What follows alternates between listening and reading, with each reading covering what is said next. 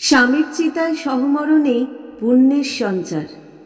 জীবন্ত চিতা, দগ্ধ শরীর, বুক ফাটা হাহাকার।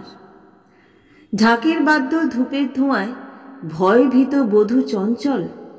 লেলিহান শিখা গ্রাস করে নেয় সতীমার স্নেহ অঞ্চল।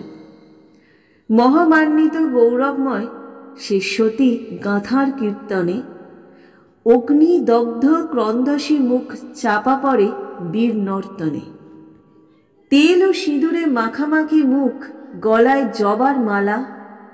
ভীত সন্ত্রস্ত বলির পাঁঠায় মন বলে ছুটে পালা। আতপোড়া দেহ, ঝলসানো মুখ, ছুটে চায় চলে যেতে। অগ্নিদগ্ধ চিতা কাঠ ছুঁড়ে তেড়ে আসে সকলেতে।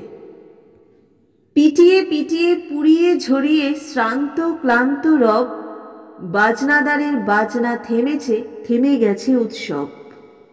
সবল হস্ত করে সমস্ত সতীরে যে উৎক্ষিপ্ত, সতীর সুবাসে আপামর জনে গৌরবে অভিষিক্ত। জ্বলন্ত চিতা জেগে রয় বুকে সতীর স্বর্গারোহণ। ক্ষোভে রাগে ফেটে পড়লেন যিনি, তিনি যে রামমোহন। দেশের ভাগ্য রচে গেছে নারী হোমাগ্নি সম্ভূতা। অসহ্য এই নারী নিধনের লাঞ্ছনা কথকতা।